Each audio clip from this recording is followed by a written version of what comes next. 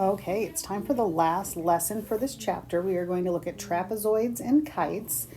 And a trapezoid looks similar to this. It's not a parallelogram, but it is a quadrilateral. Okay, so we know that it adds up to 360 degrees because it has four sides.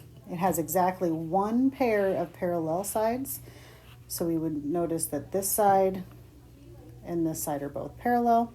And the mid segment, that goes from the midpoint of one of the non-parallel sides to the midpoint of the other non-parallel side. That line is called a mid-segment, is the average of the bases. So this is a base and this is a base. So to average our bases, we would add our bases together. So we'd say base plus base divided by 2 equals the mid-segment.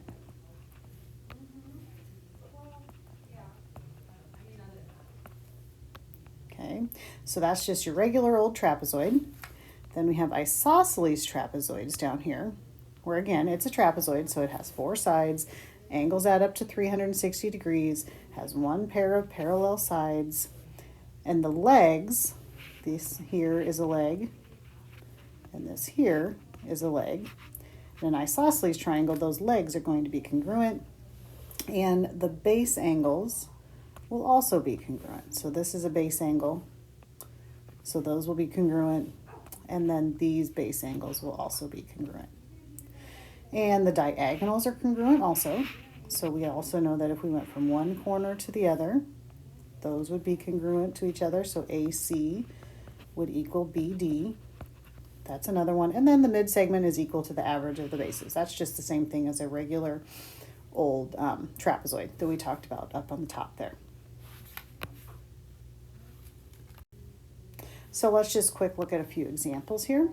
We know it says this is an isosceles trapezoid, which means we know that the base angles are the same, which means we know that if K is 118, we also know that J is 118. And we also know it's a quadrilateral, so that will add up to 360 degrees. So we know that 118 plus 118 is 236, plus these two base angles, and there's two of them, will add up to equal 360 degrees. And you can go ahead and take a second, subtract 236 from both sides and divide by 2, and you'll be able to figure out what each of those angles actually is. Okay, same idea here. Let's look at what we have. We have an isosceles triangle. If this angle is 82, this one is also 82. And these two up here will also be the same. It's quadrilateral, so all four of them together will add up to equal 360 degrees. So we have those two x's. And then we have 82 plus 82 is 164. And that'll equal, not 180, that will equal 360 degrees because it's a quadrilateral.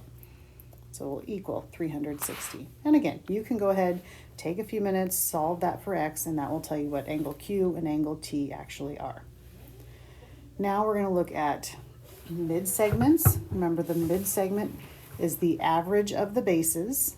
Okay, so we are going to add, here's a base, here's a base. We're going to add them together and divide by 2, and that will be the length of our mid-segment. So the easiest way to do that is I'm going to multiply both sides by 2, add together 10 and 18, I'm going to kind of come over here, 28 equals 2x, and if I divide by 2, x equals 14, which makes sense because if you add 10 and 18, half of that is 14, so averaging 10 and 18 would be 14. Okay, just another example over here. If we add 57 plus 76, average it, we're dividing by 2 because it's an average.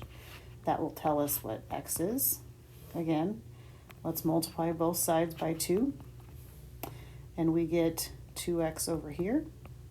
And on this side, we get 133. And we divide by 2, and it looks like that one's going to be a decimal value. These ones here are a little bit different because one of our bases is unknown. So we're going to have x plus 10 divided by 2, because we're going to add our two bases together and divide by 2, so that's an average, equals 7. Again, easiest way to solve that is we're going to multiply both by 2.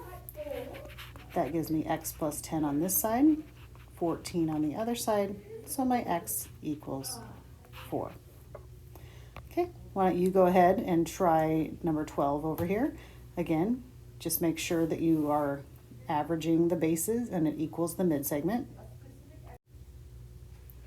Okay, so if you go ahead, you should have got 25.9 if you multiply 18.7 times 2 and subtract 11.5.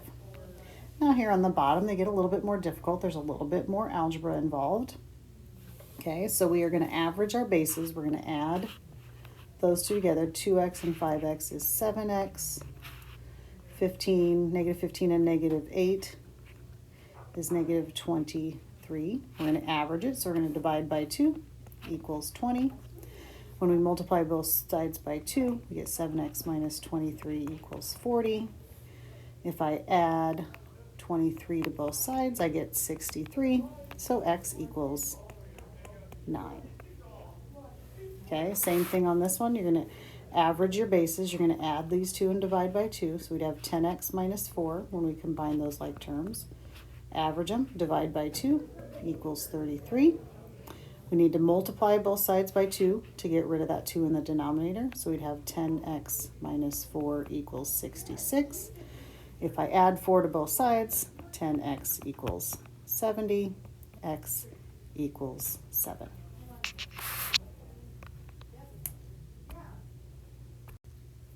Now we're going to look at kites and our properties of kites. Okay, kites are quadrilateral. Again, since they're quadrilaterals, that also means that they add up to 360 degrees.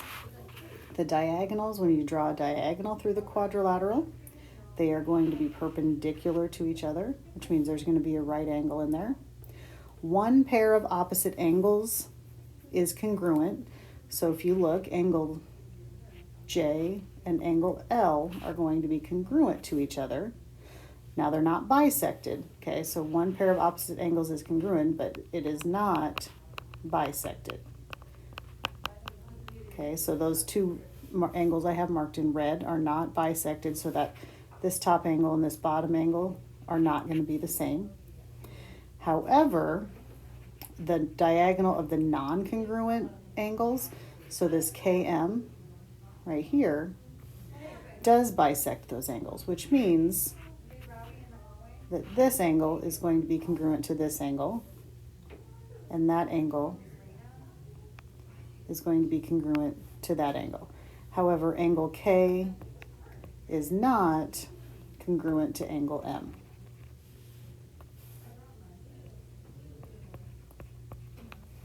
Okay, so there'll be some questions that you have to figure out with angles and the triangles that are created inside of that kite when you are given certain angles as well.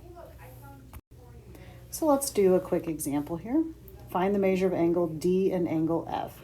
Well, angle E is 115, angle G is 73.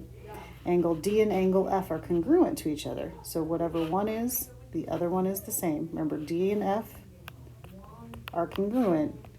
E does not equal G. So that means it's a quadrilateral, so they're going to add together.